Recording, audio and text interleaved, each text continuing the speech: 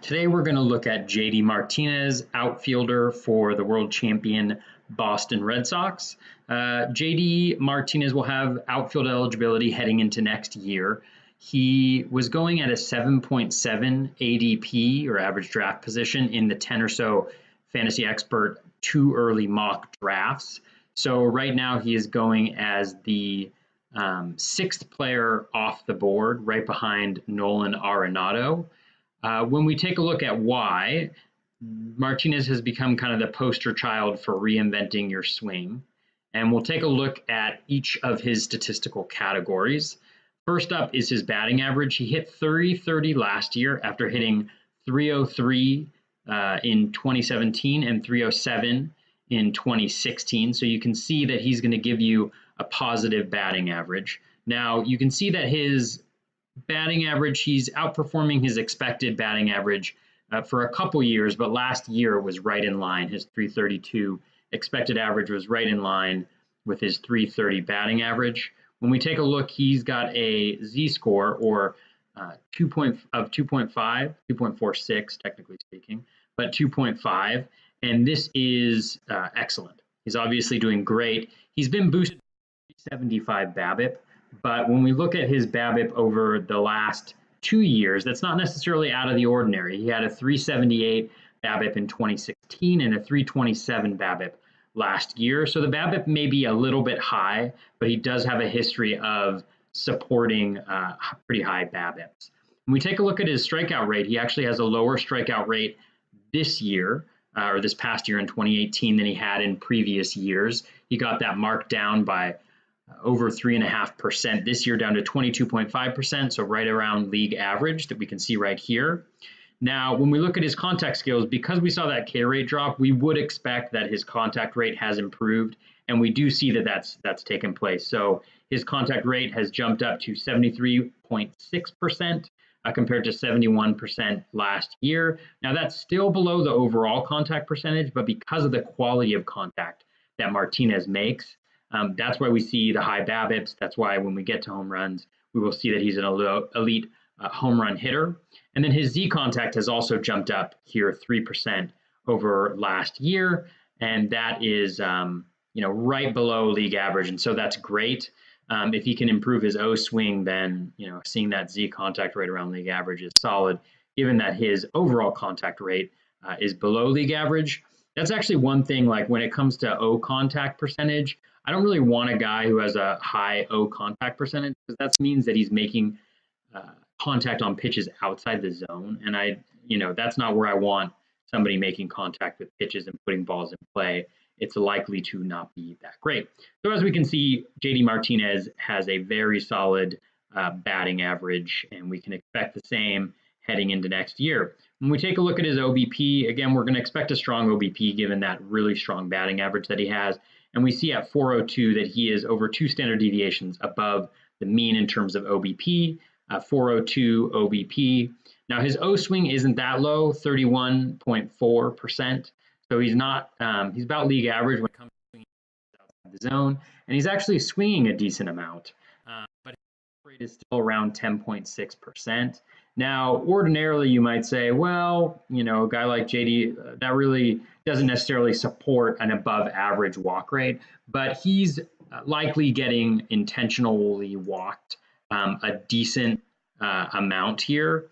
And so I'll try to unhide the walks here.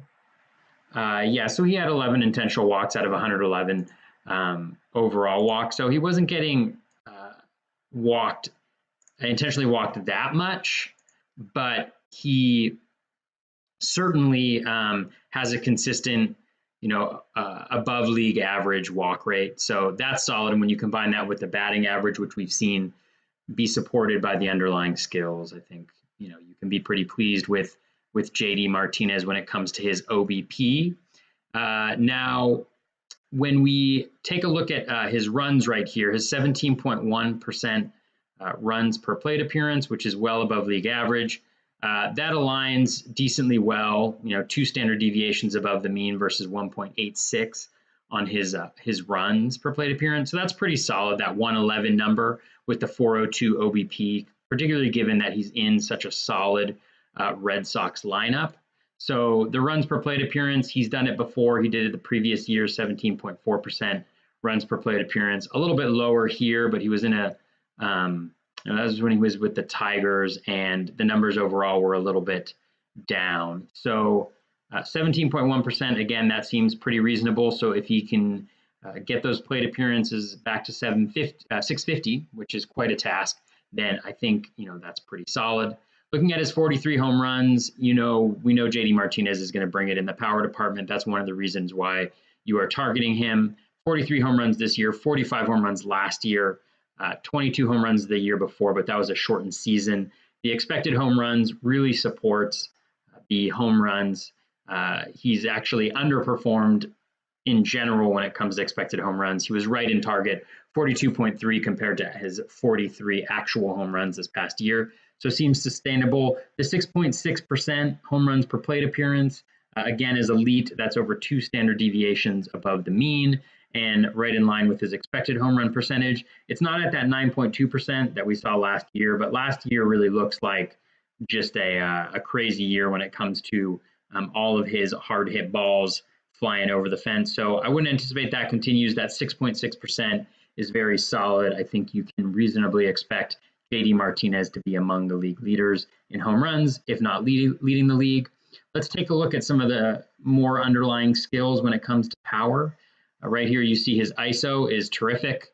Close to double league average. His hard hit rate, it's taken a little bit of a dive, a 4% dip in his hard hit rate, but still very solid at 44.9%.